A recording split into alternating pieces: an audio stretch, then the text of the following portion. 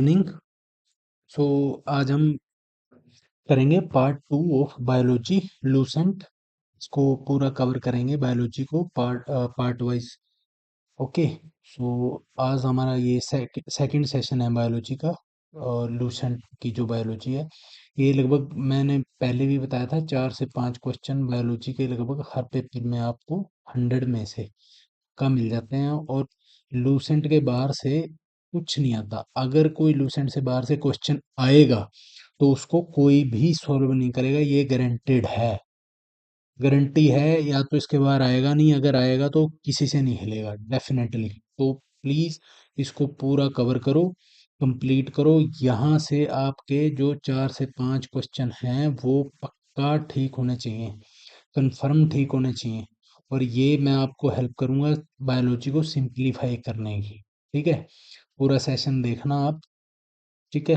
और कुछ कुछ बीच बीच में ट्रिक्स मैं यूज करूंगा, आपको यही मेमोराइज कराने की कोशिश करूंगा क्लास में। यही मेमोराइज करना है, ठीक है, बात के लिए नहीं रखना है, यही मेमोराइज करना है। मैं पीडीएफ डाल दूंगा टेलीग्राम ग्रुप में, पीडीएफ डाउनलोड करना है और उसको रिवाइज कर लेना बाद में। ठीक है, एग्जाम के बाद में या 1-2 बार वीडियो देख लोगे तब भी काम बन जाएगा आपका। ठीक है। This is me, UPSC CAPF AC, AIR 215, 215 rank था मेरा 2018 में। ठीक है, ये मेरी कमांडो कोर्स की पिक है। So let's get started. आज करेंगे हम study of cell. Study of cell को क्या बोलते हैं? साइटोलॉजी। क्या बोलते हैं? Cytology. Cytology. Cell, C for cell, C for cytology. ठीक है, study of cell is called cytology. Study of cell is called cytology. Study of cell is called cytology. ठीक है। अब सेल है क्या बेसिकली? सेल है basic structural and functional unit of life. Basic मतलब सबसे वो फंडामेंटल यूनिट, सबसे छोटी, सबसे फंडामेंटल और सबसे बेसिक यूनिट है वो सेल, बॉडी की। ठीक है, कोई भी लिविंग ऑर्गेनिज्म है, कोई जो भी जिसमें भी लाइफ है, उसकी बेसिक जो स्ट्रक्चरल और फंक्शनल यूनिट है वो है सेल। सेल में ही आपकी एनर्जी प्रोड्यूस होती है। ओके। वही ग्रोथ करते हैं, बॉडी उसी से ग्रोथ करती है। तो the word cell was first coined by British scientist Robert Hooke. Robert Hooke ने 1665 में ये टर्म कॉइन की थी, इस सेल। ठीक है। तो बेसिकली सेल होता क्या है, अगर मैं आपको समझाऊं, सपोज ये है एक पर्सन, एक पर्सन ले लेते हैं, या कोई भी एनिमल ले सकते हो आप, प्लांट ले सकते हो। अगर इसको थोड़ा सा खोल के देखेंगे हम तो बॉडी बनी है हमारी डिफरेंट डिफरेंट ऑर्गन से। ठीक है, ऑर्गन्स को और खोलेंगे, अंदर जाएंगे तो हमें पता चलेगा कि ऑर्गन्स बने हैं टिश्यू से। अब टिश्यू किस चीज के बने हैं? टिश्यू बने हैं सेल के, सेल से। ठीक है। फिर सपोज ये आ गया हमारा प्लांट्स, एनिमल सेल है ना। अब इस सेल को अगर और अंदर खोलेंगे तो अ, इसके अंदर आपको मिलेगा न्यूक्लियस। ओके। आपको इसको इसमें माइटोकॉन्ड्रिया मिलेगा, आपको गोल्जी बॉडी मिलेगा, राइबोसोम मिलेगा, साइटोप्लाज्म मिलेगा। ठीक है, सेंट्रियोल, सेंट्रोसोम मिलेगा। तो सारा हम वन, क्लोरोप्लास्ट भी मिलेगा अगर वो प्लांट सेल है। तो सारा वन बाय वन अभी डिस्कस करेंगे। ठीक है। तो बेसिक आपको समझ आ गया सेल है क्या। ठीक है, सेल से ही टिश्यू बने हैं, टिश्यू से ऑर्गन बने हैं, और ऑर्गन्स को मिला के ही ह्यूमन बॉडी बनी है। ठीक है। तो सबसे जो लॉन्गेस्ट सेल है वो कौन सा है? ये जैसा ये आप पिक देखो, सबसे लॉन्गेस्ट सेल है वो है न्यूरॉन। सबसे लॉन्गेस्ट सेल कौन सा है? न्यूरॉन। कौन सा है सबसे लॉन्गेस्ट सेल? सबसे लॉन्गेस्ट सेल है न्यूरॉन। ये जो बना हुआ है, ये पिक आप देख रहे हो, ये साफ कर देता हूँ एक बार। हाँ, ये मैंने पिक भी लगाई है आपके बेटर अंडरस्टैंडिंग के लिए। Part of neurons. तो न्यूरॉन क्या है? लॉन्गेस्ट सेल है बॉडी का।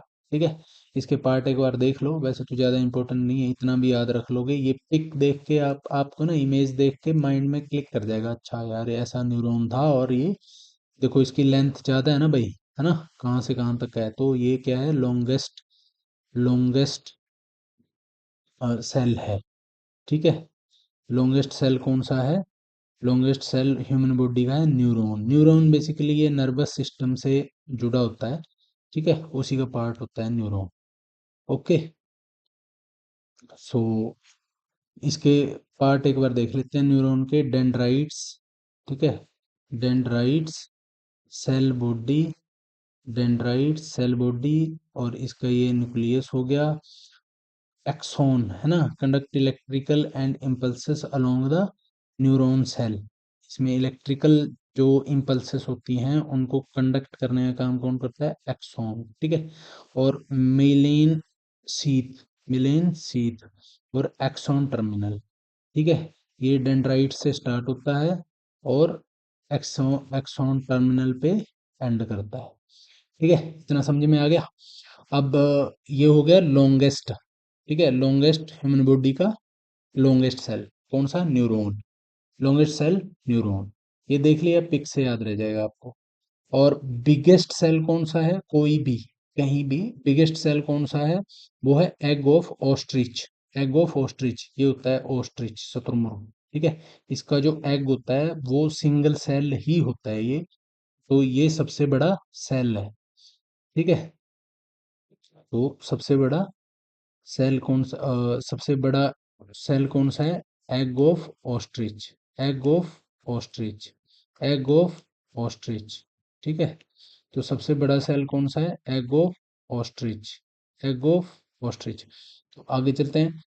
ये दिया किसने था सेल, रॉबर्ट हुक ने। एक चीज देखो, ह्यूमन बॉडी बनी है डिफरेंट डिफरेंट सेल से। ठीक है, अब हमने क्या करा, एक स्टडी करना था सेल को, तो इसमें डाली हुक और हमने एक सेल को निकाल लिया बाहर, यहाँ पे निकाल दिया और फिर इसकी स्टडी करी। तो ये हुक डाल के सेल को बाहर किसने निकाला, ये निकाला रॉबर्ट हुक ने।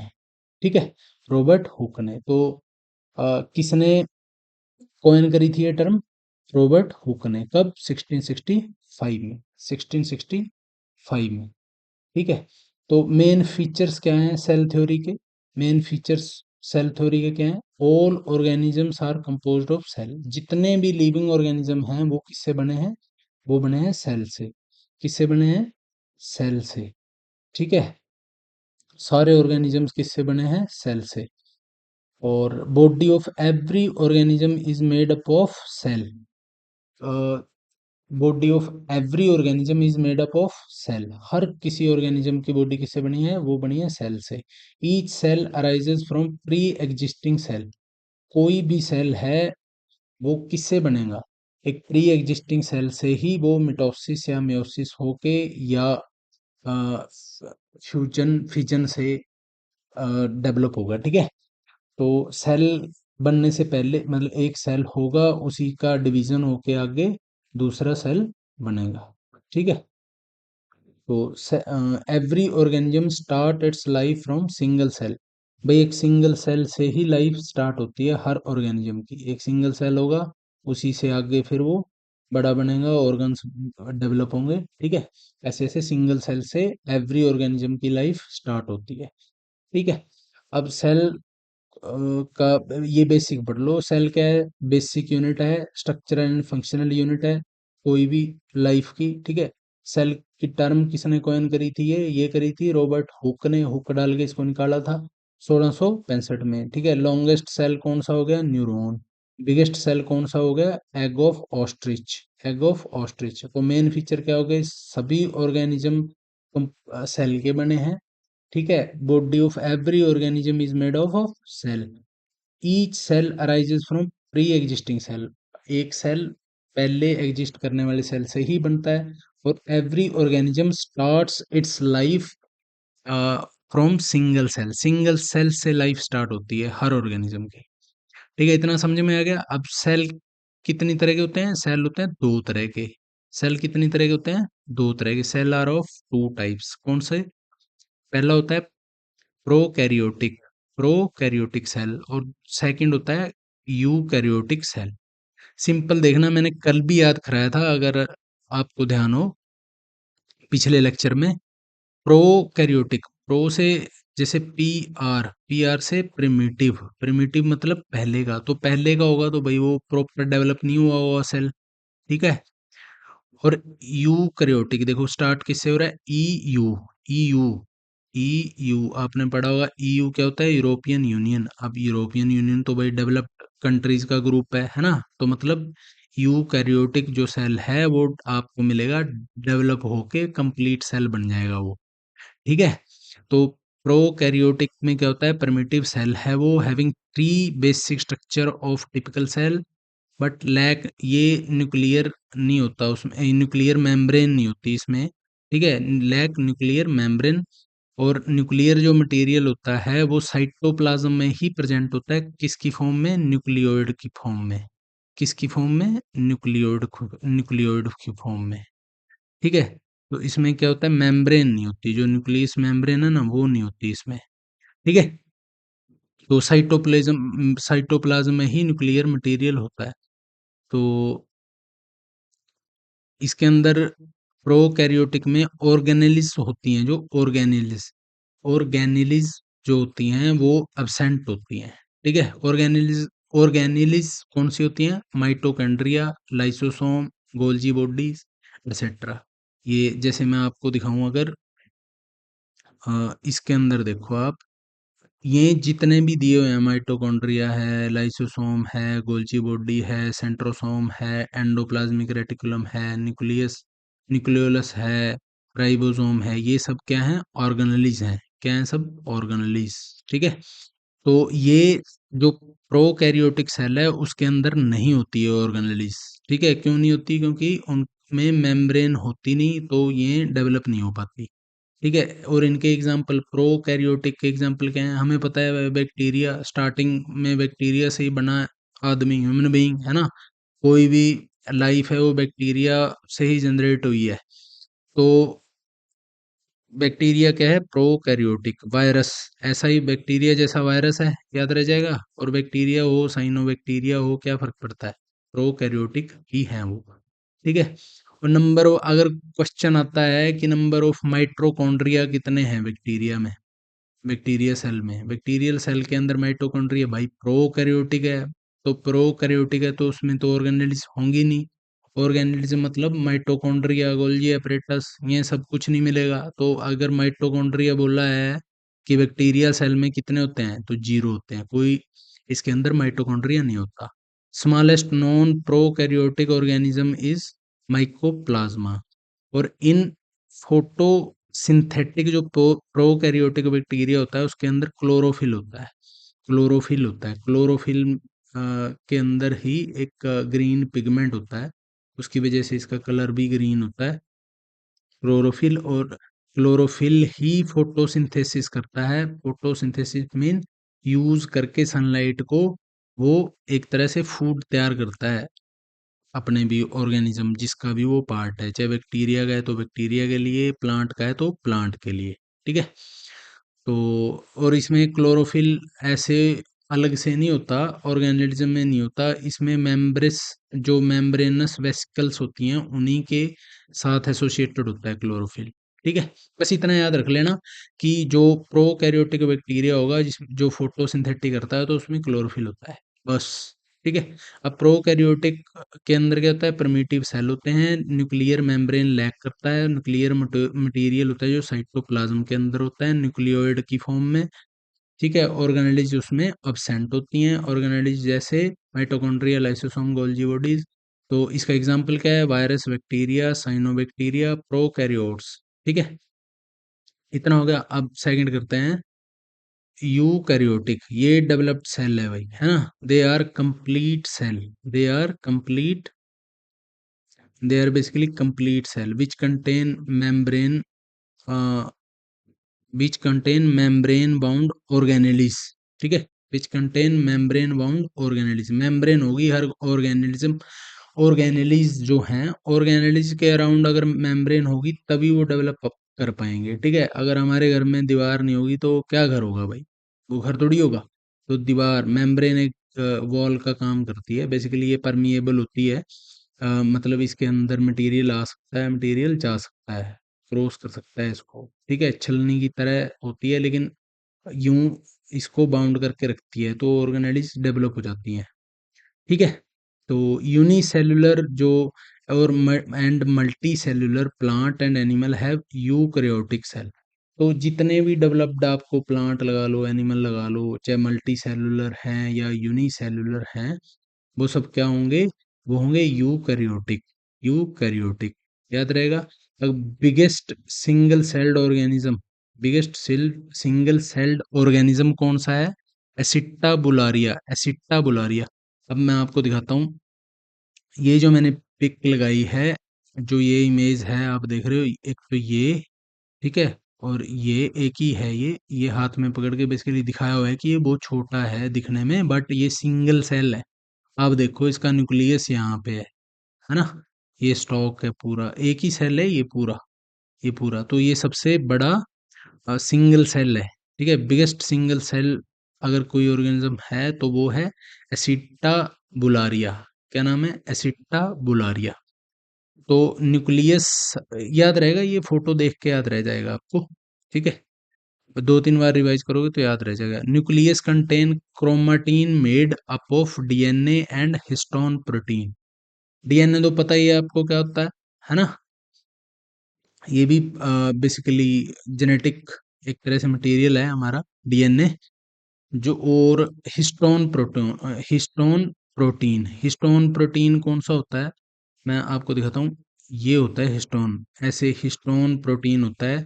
ये क्या करता है? डीएनए को, जो हिस्टोन प्रोटीन होता है वो क्या करता है? Family of actually basic proteins की फैमिली होता है ये।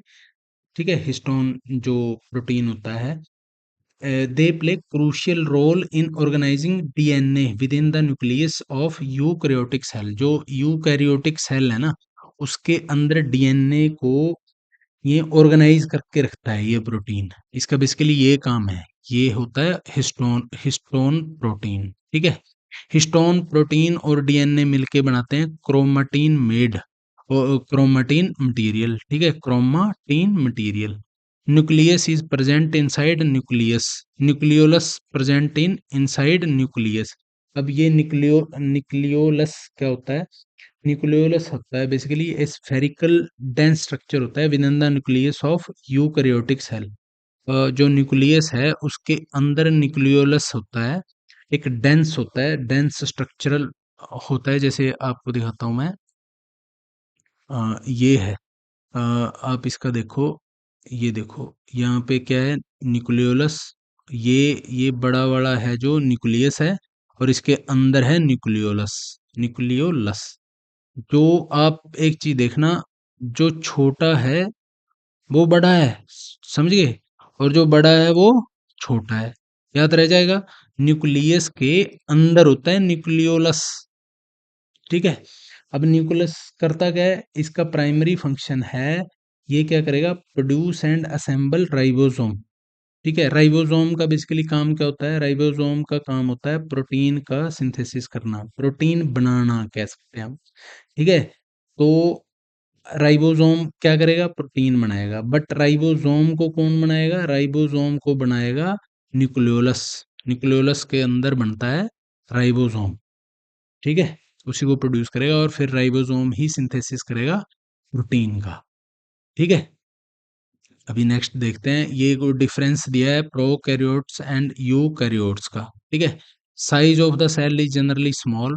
प्रोकैरियोट्स में क्या है? स्मॉल। भाई प्रिमिटिव है वो, ठीक है, तो फुल्ली डेवलप हुआ नहीं है, तो वो क्या है? उसका साइज क्या है? स्मॉल। और जो size cell is generally large होगा, किसमें? यूकैरियोटिक में। भाई European Union, EU, European Union वो तो डेवलप्ड कंट्रीज का ग्रुप है, तो डेवलप्ड क्या है? मतलब वो डेवलप हो रखे हैं, लार्ज हो रखे हैं। ठीक है, अब हमने बताया था कि न्यूक्लियस अब्सेंट होगा इसमें, क्योंकि मेम्ब्रेन नहीं होती तो न्यूक्लियस डेवलप नहीं हो पाता, वो न्यूक्लियोइड की फॉर्म में होता है साइटोप्लाज्म में ही। अब यूकैरियोटिक में तो सब कुछ डेवलप है, वही कंप्लीट सेल है, तो न्यूक्लियस क्या होगा? प्रेजेंट होगा। ठीक है, contain single chromosome which is circular in shape. Single chromosome होता है इसमें, जो सर्कुलर इन शेप होता है, ऐसे ऐसे सर्कुलर शेप का होता है। ठीक है, और ये क्या होता है? मोर देन वन क्रोमोसोम इसमें प्रेजेंट होते हैं यूकैरियोट में। ठीक है, जैसे ह्यूमन बॉडी के अंदर होते हैं 46 क्रोमोसोम, ठीक है। 23 पेयर होते हैं, X X X X X Y ऐसे करके। तो मतलब जो 22 पेयर होते हैं वो होते हैं एक्स एक्स एक्स एक्स, ठीक है। और जो 23rd पेयर होता है वो होता है X and Y, X and Y का, ठीक है। तो इसके अंदर मोर देन वन क्रोमोसोम होते हैं यूकैरियोट्स के अंदर, जैसे ह्यूमन बॉडी के अंदर है वही 46 क्रोमोसोम है, ठीक है। मेम्ब्रेन बाउंड और जो प्रोकैरियोट के अंदर मैंने बताया ना मेम्ब्रेन होती नहीं, तो मेम्ब्रेन है नहीं तो ऑर्गेनेलीज भी डेवलप नहीं हो पाएंगी भाई, दीवार नहीं है तो कोई घर नहीं है वो, ठीक है, वहाँ कोई नहीं रह पाएगा। तो मेम्ब्रेन नहीं है तो ऑर्गेनेलीज क्या होता है, अब्सेंट रहती हैं, ठीक है, क्योंकि मेम्ब्रेन अब्सेंट है। तो इसके अंदर यूकैरियोट्स के अंदर क्या होगा, ये तो डेवलप्ड सेल है तो सेल ऑर्गेनेलीज क्या होंगी इसमें प्रेजेंट होंगी, सेल ऑर्गेनेलीज इसमें क्या होंगी प्रेजेंट होंगी, ठीक है। अब आप ये देख लेना प्रोकैरियोट्स छोटा होगा और इसमें लगभग सारी चीजें अब्सेंट होंगी, ठीक है। यूकैरियोट्स डेवलप्ड है तो साइज में बड़ा होगा और इसमें लगभग सारी चीजें ही प्रेजेंट होंगी। अब इसके अंदर क्या है, सेल डिवीजन कैसे होता है प्रोकैरियोट्स में, इसमें होता है फिजन और बडिंग, ठीक है। जैसे ये सेल है, इसी का यूं निकल के ये अलग हो जाएगा इससे, ऐसे ऐसे निकलेगा, ऐसे निकल के अलग हो जाएगा, ये अलग सेल बन जाएगा, इसको बोलते हैं cell division. But cell division यहाँ पे यूकैरियोट्स में कैसे होता है, मिटोसिस या मियोसिस से, ठीक है, वो पिछला ब्रेक होके आगे बढ़ाएगा वो, ठीक है, जैसे ह्यूमन बॉडी में होता है, ठीक है। उस mitosis and meiosis, mitosis basically होता है अपना इसमें मिटोसिस, मिटोसिस और मियोसिस में बेसिकली क्या डिफरेंस होता है, मिटोसिस के अंदर सेल सेल होगा जो एक डिवाइड होके वो अपने जैसा एक आइडेंटिकल सेल बना देगा, ठीक है, ये होता है एसेक्सुअल रिप्रोडक्शन होता है। और मियोसिस होता है सेक्सुअल रिप्रोडक्शन, एग और स्पर्म से, जैसे ह्यूमन बॉडी में होता है ना, बाकी एनिमल्स में भी होता है, तो वो होता है मियोसिस, ठीक है। और ये होता है मिटोसिस, होता है एसेक्सुअल रिप्रोडक्शन, ठीक है। तो सेल डिवीजन का पता चल गया कैसे होता है, इसमें सेल डिवीजन सिंपल बडिंग और फिजन से ही होता है, ठीक है, प्रोकैरियोट्स में। यूकैरियोट्स का हमने देख लिया। तो एक बार और याद करते हैं, प्रोकैरियोट्स का होता है स्मॉल इन साइज, तो बाकी चीजें न्यूक्लियस, ऑर्गेनेलीज, मेम्ब्रेन, ये सब अब्सेंट होगा, यूकैरियोट्स में ये सब प्रेजेंट होगा, ठीक है। अब स्ट्रक्चर ऑफ टिपिकल सेल, एक सेल का स्ट्रक्चर बेसिकली, अगर एक मिनट ये पहले ये देख लेते हैं प्रोकैरियोट्स वर्सेस यूकैरियोट्स। अब एक चीज देखो, जैसे यहाँ पे दिया है कि जो न्यूक्लियस है, देखो आप इसकी मेम्ब्रेन नहीं है तो ये कैसे फैल गया है ना, तो इसको बोलते हैं न्यूक्लियोइड, न्यूक्लियोइड। और सेल वॉल होती है, ये तो होती है भाई, है ना। और एक कैप्सूल होता है, ये किसी किसी में प्रेजेंट होता है, सभी प्रोक्रियोटिक सेल में नहीं होगा, बट ये है कंप्लीट सेल, ठीक है। जैसे इसमें क्या होगा, सेल मेम्ब्रेन होगी, हाँ वही होगी, गोल्जी होगा, ये भी होगा। ये हम फंक्शन देखेंगे गोल्जी राइबोसोम का, राइबोसोम का तो हमने देखा ना प्रोटीन सिंथेसिस, राइबोसोम यहाँ भी होगा यहाँ भी होगा, ये थोड़ा दाने दाने ग्रैन्युलस की फॉर्म में होता है, ठीक है। साइटोप्लाज्म क्या होता है, वो लिक्विड होता है, साइटोप्लाज्म, ठीक है। इसके अंदर साइटोप्लाज्म अपना एनिमल सेल में साइटोप्लाज्म क्या होता है, लिक्विड टाइप होता है ये। और एंडोप्लाज्मिक जो रेटिकुलम है वो भी प्रेजेंट होता है इसमें, मेम्ब्रेन होगी, न्यूक्लियर मेम्ब्रेन, न्यूक्लियर मेम्ब्रेन है तो ही न्यूक्लियस डेवलप होगा, न्यूक्लियस के अंदर न्यूक्लियोलस होता है और माइटोकॉन्ड्रिया होता है, जो बेसिकली फूड जो एनर्जी सिंथेसिस करता है, एटीपी एनर्जी करेंसी, कल मैंने पढ़ाया था, एटीपी एनर्जी करेंसी, उसकी फॉर्म में माइटोकॉन्ड्रिया एनर्जी का सिंथेसिस करता है, इसको power house of the cell भी बोलते हैं माइटोकॉन्ड्रिया को, ठीक है। ये देख लो, prokaryotic cell are refer to as simple and unicellular single celled organism, they lack as nucleus, nucleus होता नहीं इनके अंदर, do not have any membrane नहीं होती इनके अंदर, nucleoid of prokaryotic cell contain DNA that is small and circular, ठीक है। सिंपल है डीएनए क्या होगा, जो स्मॉल होगा और सर्कुलर होगा। Prokaryotic cells have less cell compare to eukaryotic, less cell होंगे इसके अंदर क्योंकि कम डेवलप्ड है, तो यूकैरियोटिक के अंदर ज़्यादा सेल होते हैं। They are DNA, ribosome, cell membrane, cell wall और other cell part that are not present in all prokaryotic cells. ठीक है, some example of prokaryotic cell का है bacteria and archaea. Bacteria and archaea. Eukaryotic cells क्या होते हैं? Refer to as complex and multi cellular organism. Complex होंगे, developed होंगे, multi cellular organism होंगे। दे हैव ए न्यूक्लियस होगा इसके अंदर, मेम्ब्रेन होगी, तो ऑर्गेनेलिज भी डेवलप होगी। ठीक है, डीएनए और जेनेटिक मटेरियल कहाँ होता है? ये होता है न्यूक्लियस के अंदर। ठीक है, यूकैरियोटिक में, ये याद रखना। As plasma, membrane, cytoplasm, nucleus, ribosome, mitochondria, ये सब क्या होंगे? यूकैरियोटिक के अंदर ये प्रेजेंट होंगे। और distinction between animal and plant में थोड़ा बहुत रहता है। ठीक है, जैसे उसमें क्लोरोप्लास्ट होता है, इसमें क्लोरोप्लास्ट नहीं होता। सेंट्रियोल एनिमल सेल के अंदर होता है, सेंट्रियोल प्लांट सेल के नहीं अंदर। आगे देखेंगे हम difference. Example of eukaryotic cell, सभी एनिमल, प्लांट, ये सब क्या है? यूकैरियोटिक है। तो नेक्स्ट चलते हैं। जैसे सेल स्ट्रक्चर क्या होगा? स्ट्रक्चर क्या होगा भाई किसी भी टिपिकल सेल का? उसके अंदर क्या होगी? एक सेल वॉल होगी। सेल वॉल क्या करेगी? जैसे प्लांट है, अब जो याद रखना, हार्ड, अगर जैसे प्लांट हार्ड है या ह्यूमन बॉडी हार्ड है, तो ऑब्वियसली ह्यूमन बॉडी सॉफ्ट है, और प्लांट को अगर टच करेंगे वो हार्ड है। तो हार्ड किससे हुआ? वो क्योंकि उसके सेल में वॉल है, दीवार है, हार्ड है, सख्त है। ठीक है, तो मतलब सेल वॉल प्लांट सेल में पाई जाती है, ये एनिमल सेल में नहीं मिलती। याद रह जाएगा, सेल वॉल, वॉल है तो हार्ड है ना? हार्ड कौन है? प्लांट है। ह्यूमन बॉडी, एनिमल, इनका तो सॉफ्ट होती है भाई, है ना? स्किन, बॉडी जो होती है वो स्किन होती है, वो सॉफ्ट होती है। तो इसलिए cell wall human animal cell में नहीं मिलता। तो सेल वॉल क्या है?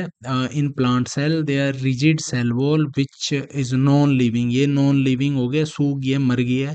फ्रीली परमिएबल होती है ये, है ना? It is made up of cellulose और चिटिन। चिटिन और सेलुलोज की ये बनी होती है बेसिकली, है ना? चिटिन क्या है? एक फ्लेक्सिबल सा और चमकदार सा एक मटेरियल होता है, मैंने कल बताया था, पिछली वीडियो में देख लेना आप, मैंने बताया था। It provides shape and rigidity to cell. ये जो सेल वॉल है रिजिडिटी देगी और शेप देगी। ठीक है, और cell wall of bacteria is made up of peptidoglycan. Peptidoglycan इतना याद रखने की वजह जरूरत नहीं है, बस इतना याद रख लेना, सेल वॉल प्लांट में होती है, रिजिड सेल वॉल होती है, और नॉन लिविंग होती है ये। ठीक है, एनिमल के एनिमल सेल में नहीं होती है। ठीक है, सेल मेम्ब्रेन कैसी होती है? सेल मेम्ब्रेन होती है, it is known as plasma membrane भी बोलते हैं सेल मेम्ब्रेन को। ठीक है, which form the outer covering of animal cell. In plant cell it is found within cell wall. ठीक है, सेल वॉल के अंदर मिलती है ये प्लाज्मा मेम्ब्रेन। ठीक है, आउटर कवरिंग होती है, देखो, प्लाज्मा मेम्ब्रेन होती है जो आउटर कवरिंग होती है एनिमल सेल की। अब एनिमल सेल की आउटर कवरिंग क्यों होती है? क्योंकि सेल वॉल तो होती नहीं।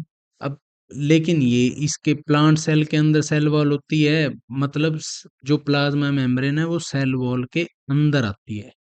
ठीक है, अंदर आती है। जैसे ये मान लो सेल है, ये सेल वॉल होगी और ये सेल मेम्ब्रेन हो जाएगी या प्लाज्मा मेम्ब्रेन हो जाएगी। ठीक है, okay. So it is made up of, cell membrane किसकी बनी होती है? Phospholipid molecules. ठीक, आगे इसका फंक्शन क्या है? It regulates movement of molecules inside and outside of the cell. Cell membrane, membrane ऐसे होती है एक, आप ना जैसे छलनी टाइप मान लो, मतलब पोरस होती है, वो परमिएबल होती है, उसको क्रॉस कर सकता है मटेरियल अंदर और बाहर सेल के अंदर। ठीक है, बट ये रेगुलेट करेगा मूवमेंट को, क्योंकि रेस्ट्रिक्ट भाई एकदम पास नहीं होगा मटेरियल, क्योंकि ये अ, कम परमिएबल होती है। ठीक है, तो थर्ड, प्रोटोप्लाज्मा। प्रोटोप्लाज्मा क्या होता है? जो सारा फ्लूइड होता है inside plasma membrane is protoplasm. जैसे मैंने बताया भाई, ये मान लो सेल है ना? और यही हमारी प्लाज्मा मेम्ब्रेन होगी। अब इसके अंदर जितना भी लिक्विड है ना, उसको बोलेंगे प्रोटोप्लाज्मा। ठीक है, क्या बोलेंगे? प्रोटोप्लाज्मा। ठीक है, अब लिविंग प्रोटोप्लाज्मा, ये नाम दिया किसने था? ये दिया था पुरकेंजे 1839 में, पुरकेंजी ने। ठीक है।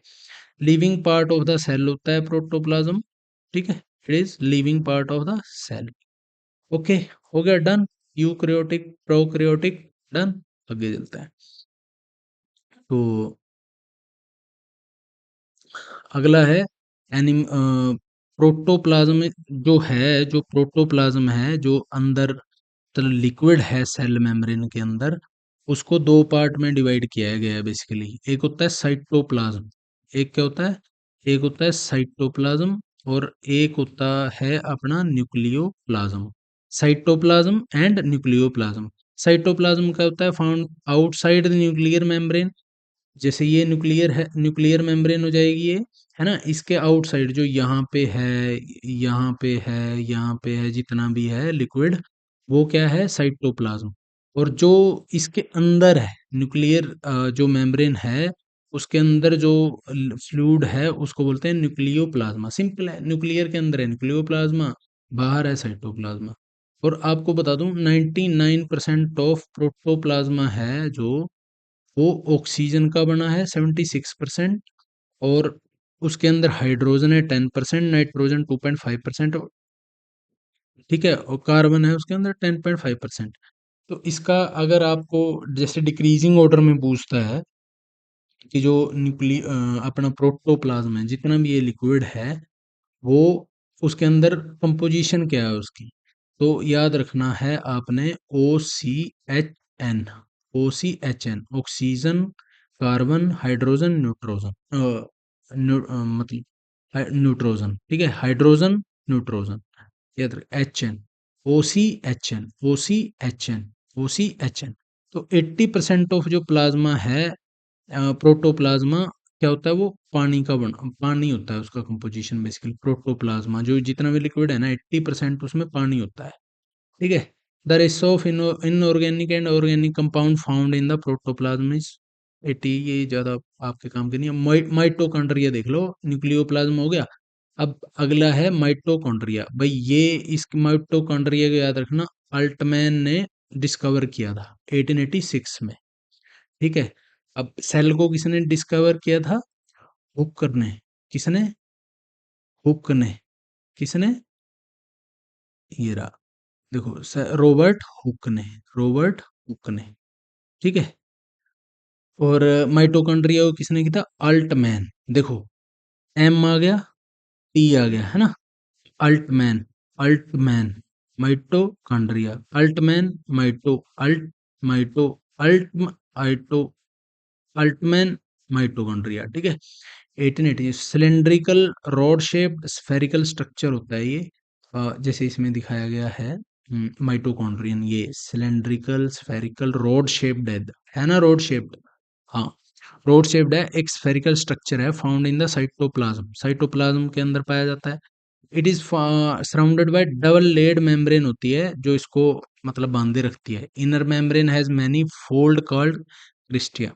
अब माइटोकॉन्ड्रिया को क्या बोलते हैं, माइटोकॉन्ड्रिया को बोलते हैं power house of the cell. ठीक है, ये नोट कर लेना, power house of the cell, याद रहेगा, power house of the cell. Mitochondria क्या है, एक प्रोकैरियोटिक सेल है इनसाइड द यूकैरियोटिक सेल। ये ऐसा क्यों बोलते हैं, क्योंकि माइटोकॉन्ड्रिया के पास अपना डीएनए होता है। माइटोकॉन्ड्रिया के पास अपना क्या होता है, डीएनए होता है। माइटोकॉन्ड्रिया के पास अपना क्या होता है, डीएनए होता है। अगर न्यूक्लियस के बाहर, न्यूक्लियर के बाहर कहीं डीएनए है, तो वो माइटोकॉन्ड्रिया में होता है। ठीक है, एनिमल सेल में माइटोकॉन्ड्रिया में होता है। ठीक है, माइटोकॉन्ड्रिया में होता है डीएनए न्यूक्लियर के बाहर, और क्लोरोप्लास्ट में होता है, वो प्लांट सेल में होता है। न्यूक्लियर के बाहर डीएनए दो ही जगह होता है, प्लांट सेल में क्लोरोप्लास्ट में, और एनिमल सेल में माइटोकॉन्ड्रिया में। ठीक है। तो फंक्शन क्या होगा माइटोकॉन्ड्रिया का, माइटोकॉन्ड्रिया क्या करता है, माइटोकॉन्ड्रिया करता है, माइटोकॉन्ड्रिया सिंथेसाइज करता है एनर्जी को, रिच कंपाउंड एटीपी, एटीपी की फॉर्म में एनर्जी तैयार करता है। आप ये समझ लो, एटीपी होती है करेंसी ऑफ एनर्जी। अगर आपने कल का लेक्चर नहीं देखा है ना, इससे पिछला लेक्चर, वो प्लीज एक बार जाके देख लेना, उसमें मैंने बताया हुआ है एटीपी क्या होती है, करेंसी ऑफ एनर्जी। ठीक है। तो पावर हाउस भी बोलते हैं इसको माइटोकॉन्ड्रिया को, और एटीपी को energy currency of the cell बोलते हैं। अब नेक्स्ट है गोल्जी बॉडीज। गोल्जी बॉडीज देखो इस तरह की होती हैं ये, ऐसे ऐसे, ठीक है, ऐसे ऐसे ये होती हैं गोल्जी बॉडी। ये मैंने पिक इसीलिए लगाई है कि आपको ना थोड़ा पिक्चराइजेशन हो जाए, मेमोरी में आपके ना स्टोर हो जाए देख के कि हाँ यार ऐसा कुछ था, याद रखना जाना। ऐसे लूसेंट को रटने जाओगे ना, इट्स यार वेरी डिफिकल्ट। वैसे जब मैंने कई देखा है लोग पढ़ाते हैं ना लूसेंट को, वो कोई पिक यूज नहीं करते, कुछ नहीं यूज करते, वो बिल्कुल ड्राई है। ये आप बिना एनसीईआरटी पढ़े है ना, इसको अगर पढ़ना है ये तो पिक्स का तो आपको सारा लेना पड़ेगा, तो इसलिए मैं लगाता हूँ आप लोगों की ईज के लिए, ठीक है। Discovered by scientist Camillo Golgi, ये नाम में ही गोल्जी है। तो गोल्जी ने, कैमिलो गोल्जी ने कौन सी बॉडी क्या डिस्कवर किया? गोल्जी बॉडीज, ठीक है। Golgi bodies are made up of group of tubes, tubes होती हैं बेसिकली, ये देखो ट्यूब है ना, ग्रुप ऑफ ट्यूब्स होती हैं, बेसिकल्स होते हैं। बेसिकल्स क्या होते हैं? तो एक सैक्स समझ लो आप, छोटी छोटी थैलियाँ ट्यूब ट्यूब की फॉर्म में ना, उसको बोलते हैं बेसिकल्स, ठीक है। ट्यूब, बेसिकल्स, वैक्यूल्स, वैक्यूल्स है ना, वैक्यूल्स ऐसे होते हैं, मतलब ऐसे सैक टाइप, ठीक है, उनको बोलते हैं vacuoles. In plant it is more in number, plant में गोल्जी बॉडी ज्यादा होती हैं, और उनको बोलते हैं डिक डिक्टाइस डिक्टाइसोम्स, डिक्टाइसोम्स, ठीक है, डिक्टाइसोम्स।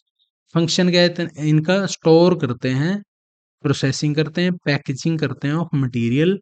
It also involve in the synthesis of cell wall, plasma membrane, lysosome, उनके सिंथेसिस में भी मतलब ये रोल प्ले करता है, ठीक है। It helps in the synthesis of carbohydrate, के सिंथेसिस में भी हेल्प करता है, ठीक है। और from simple sugar and which combine with the protein made by ribosome and forming glycoprotein, glycoprotein बना देता है ये कार्बोहाइड्रेट्स को, शुगर से कार्बोहाइड्रेट हाइड्रेट को सिंथेसाइज करेगा, और प्रोटीन से कंबाइन कर देगा। प्रोटीन कहाँ से आ रहा है? राइबोसोम से। मैंने बताया था ना न्यूक्लियोलस में क्या होता है, वो राइबोसोम को सिंथेसाइज करता है, प्रोड्यूस करता है, और राइबोसोम आगे जाके क्या करता है? प्रोटीन बनाता है। तो ये प्रोटीन, राइबोसोम की तरफ से प्रोटीन, और अपना गोल्जी बॉडीज की तरफ से कार्बोहाइड्रेट, ये मिलके बना लेते हैं ग्लाइकोप्रोटीन। तो अगर कोई पूछे ग्लाइकोप्रोटीन क्या क्या होता है? कार्बोहाइड्रेट प्लस प्रोटीन, वो होता है ग्लाइकोप्रोटीन। तो ये देख लो आप, यहाँ पे मैंने आगे भी लगाया है, मैं दिखा दूंगा, ठीक है। ये होता है राइबोसोम। राइबोसोम क्या होता है? ये ऐसे ऐसे ना ग्रैनुलस की फॉर्म में होता है, ग्रैन्यूल्स की फॉर्म में होता है, ये दाने दाने से होते हैं ये, ठीक है। ये क्या है? रफ एंडोप्लाज्मिक रेटिकुलम, इसके ऊपर होता है राइबोसोम, ठीक है। यही प्रोटीन को सिंथेसिस करेगा, राइबोसोम ही, ठीक है। ये आगे में सब्सिक्वेंट लेक्चर में आ जाएगा आपके। तो नेक्स्ट है एंडोप्लाज्मिक रेटिकुलम, ठीक है। मेम्ब्रेनस नेटवर्क ऑफ ट्यूब्स होती हैं, ये देखो ना ट्यूब्स हैं, है ना, ट्यूब्स की फॉर्म में होती हैं, like structure found in cytoplasm,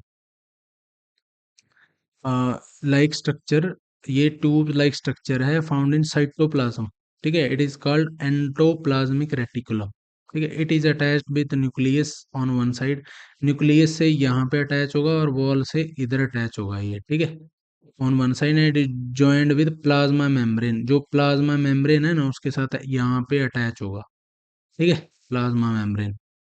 तो इसका फंक्शन क्या होता है? एक्चुअली ये करता है डिस्ट्रीब्यूशन ऑफ मटेरियल, मटेरियल को डिस्ट्रीब्यूट करता है।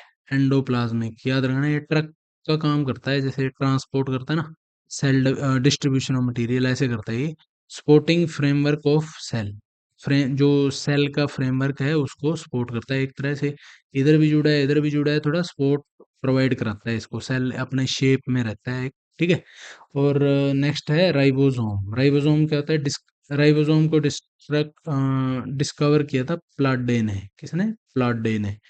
और स्मॉल ग्रेन्यूल्स लाइक होता है, ये ग्रेन टाइप होता है, ग्रेन्यूल्स लाइक स्ट्रक्चर होता है, found attach to endoplasmic reticulum, और इन फ्री स्टेट, ये फ्री स्टेट में भी हो सकता है। ये राइबोसोम आपने उसमें भी देखा था, प्रोकैरियोटिक सेल में भी था ये, ठीक है, तो वहां तो एंडोप्लाज्मिक रेटिकुलम था नहीं, तो ये किस में था, फ्री स्टेट में। तो यहाँ भी ये फ्री स्टेट में भी होगा, इसके ऊपर भी चिपका हुआ होगा यहाँ पे। ठीक है, राइबोसोम याद रखना, राइबोसोम। तो it is made up of ribonucleic acid, RNA का बना होता है। ठीक है, फंक्शन क्या है इसका, प्रोटीन सिंथेसिस। क्या है फंक्शन इसका, प्रोटीन सिंथेसिस। इसका फंक्शन क्या है, प्रोटीन सिंथेसिस। एक मैं आपको बेसिक बता देता हूँ, वैसे ये थोड़ी लंबी हो रही है वीडियो, पर 2 स्लाइड हो रहे हैं बस। अ, यहाँ पे क्या था, सेल के अंदर होता है डीएनए। ठीक है, डीएनए से बनता है ट्रांसक्रिप्शन होके क्या बनता है, आरएनए। ठीक है, आरएनए, एमआरएनए बनता है, मैसेंजर आरएनए। ये आरएनए इंफॉर्मेशन देगा किसको, यहाँ पे देता है एक्चुअली राइबोसोम को। राइबोसोम क्या बना देता है, प्रोटीन। ठीक है, राइबोसोम क्या बना देता है, प्रोटीन। ये इंफॉर्मेशन इसको देता है, तो इसको बोलते हैं ट्रांसलेशन। इस वाले प्रोसेस को बोलते हैं ट्रांसलेशन, और ये है ट्रांसक्रिप्शन। ठीक है, मैसेंजर आरएनए बन जाता है, जो मैसेंजर मैसेज लेके जाएगा कि भाई तू प्रोटीन प्रोड्यूस कर दे, मैं तेरे को बताता हूँ कैसे बनाना है। तो राइबोसोम इसको क्या करेगा, प्रोटीन को बना देगा। ये होता है बेसिकली, डीएनए से आरएनए बनेगा, आरएनए से प्रोटीन बन जाएगा एक तरह से। और ये प्रोटीन की कार्रवाई कहाँ पे होगी, राइबोसोम के पास होगी। ये मेडअप होता है, आरएनए का बना हुआ होता है। ठीक है, राइबोसोम याद रखना। तो ये सिंथेसिस किसका करता है, प्रोटीन का। प्रोटीन का राइबोसोम में देखो, प्रोटीन में क्या आ गया, आर, पी आर, है ना, आर आ गया। तो और आर से ribosome, protein, P R T I N, है ना, प्रोटीन। तो P R O T I N, तो आर आ गया, आर से राइबोसोम। इतना याद रख लेना, याद रह जाएगा। 2 बार रिवाइज करोगे, 1-2 बार वीडियो देख लोगे, आप भूलोगे नहीं बिल्कुल भी। ठीक है, और लाइसोसोम क्या होता है, डिस्कवर्ड बाय डी डूबे। ठीक है, दे आर सैक लाइक, थैलियां होती हैं lysosome basically. Structure bounded by single membrane, है ना, सिंगल मेम्ब्रेन से ये बाउंड होते हैं। Contain hydrolytic enzyme. ठीक है, सैकल हाइड्रोलिक्टिक एंजाइम होता है। एंजाइम क्या होते हैं देखना, क्या करते हैं ये एंजाइम, डाइजेशन करेंगे। ये एसिड टाइप समझ लो आप, बिल्कुल आग, कुछ एंजाइम होते हैं कि आग लगा दें, फूक दें, टाइप होते हैं ये। तो सैक की फॉर्म में होता है लाइसोसोम, उसके अंदर होता है हाइड्रोलिक्टिक एंजाइम। ये काम काम क्या करेगा, हेल्प्स इन इंट्रासेलुलर डाइजेशन। ये क्या करेगा, सेल अगर लग रहा है ना कि भाई ये सेल में कोई डिफेक्ट आ गया है, या ये बीमार हो गया है, या जैसे कैंसरस हो गया है, तो ये अपने आप को ऐसा एंजाइम रिलीज करेगा इस सैक में से, और इसको मार देगा सेल को। ठीक है, इंट्रा, अंदर ही। ठीक है, सेलुलर डाइजेशन मतलब सेल का खुद ही डाइजेशन हो जाए। समझ आ गया, खुद को ही डाइजेस्ट कर देगा ये। सैक में से क्या करेगा, ये छोड़ देगा। जैसे ये सेल हो गया पूरा, है ना, इसके अंदर ये लाइसोसोम है, इसके अंदर ये सैक सैक की फॉर्म में है ना, थैली टाइप बना हुआ है। इसके अंदर से ये क्या करेगा, हाइड्रोलैक्टिक एसिड है जो एंजाइम है, उसको उपयोग करने में, और ये सारा सेल मर जाएगा, ये खुद भी मर जाएगा। ठीक है, lysosome is not found in red blood capsules for of mammal. ये मैमल्स के आर आरबीसी में नहीं मिलता लाइसोसोम। ठीक है, सेंट्रोसोम क्या होता है, सेंट्रोसोम बेसिकली होता है, हाँ सॉरी एक चीज रह गई, कि ये जब मार देगा ना, अब इसको मार देगा तो एक तरह से सुसाइड हो जाएगा। तो इसको क्या बोलेंगे, suicidal bag of the cell. ठीक है, लाइसोसोम को बोलेंगे सुसाइडल बैग। देखो, सुसाइडल में एल आ गया तो लाइबोसोम। बस इतना देख, थोड़ा बहुत लॉजिक लगा के याद कर लेना। वैसे ये इसमें थोड़ा सा टफ पड़ता है, 2-3 बार रिवाइज कर, क्लियर हो जाएगा। ठीक है, अब सेंट्रोसोम आ गया। सेंट्रोसोम ये प्लांट सेल में नहीं मिलता। भाई सेंट्रो कौन चलाएगा, सेंट्रोसोम, सेंट्रो कौन चलाएगा, सेंट्रो चलाएगा अपना ह्यूमन बीइंग, है ना। प्लांट तो नहीं चलाएगा, पेड़ सेंट्रो थोड़ी चलाएगा। तो सेंट्रोसोम कहाँ मिलेगा, सिर्फ एनिमल में या ह्यूमन बीइंग, मतलब ह्यूमन बीइंग या एनिमल ही सेल हो गया वो। तो एनिमल सेल में मिलेगा, प्लांट सेल में नहीं मिलेगा। ठीक है, तो ये क्या करेगा, it will take part in cell division. Cell division में पार्ट लेगा ये, ठीक है। और नॉट बाउंडेड बाय मेम्ब्रेन होता है, ये कंसिस्ट ऑफ 2 सेंट्रियोल होते हैं इसके पास, ठीक है। जैसे ये सेंट्रोसोम है ना, एक ये सेंट्रियोल हो गया, एक ये सेंट्रियोल हो गया, ये ऐसी खुला होता है, इसके पास मेम्ब्रेन नहीं होती। सेंट्रियोल क्या फाउंड इन सेंट्रोसोम, सेंट्रोसोम में ही मिलता है ये, ठीक है। Initiate the cell division forming spindle fibre between the pole, ठीक है। सेल डिवीजन को इनिशिएट करता है बेसिकली ये, ओके। तो प्लास्टिड, प्लास्टिड क्या होता है, only found in plant cell. Plastid होता है ये, जैसे क्लोरोप्लास्ट है ना, क्रोमोप्लास्ट, ल्यूकोप्लास्ट।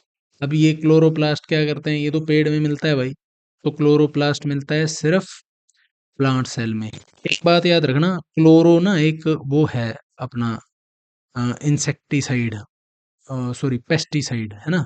तो पेस्टिसाइड, क्लोरो, क्लोरो पेस्टिसाइड, मतलब वो पेस्ट को मारेगा। पेस्ट किस में मारेगा, पेस्ट को, पेस्ट को मारेगा वो अपनी फसल में जो क्रॉप होगी उसको बचाने के लिए हम पेस्ट को मारेंगे, इसलिए क्लोरो, क्लोरो कहाँ डालेंगे, क्लोरो एक पेस्टिसाइड था, वो उसको डालेंगे हम क्रॉप्स के अंदर। क्रॉप क्या है, प्लांट है ना, प्लांट है, तो क्लोरोप्लास्ट कहाँ मिलेगा, प्लांट सेल में। याद रहेगा, क्लोरोप्लास्ट प्लांट सेल, ठीक है। अब आगे चलते हैं, प्लांट सेल देखते हैं। प्लास्टिड, प्लास्टिड देख लिया हमने कि 3 तरह के होते हैं, there are 3 type of plant cell.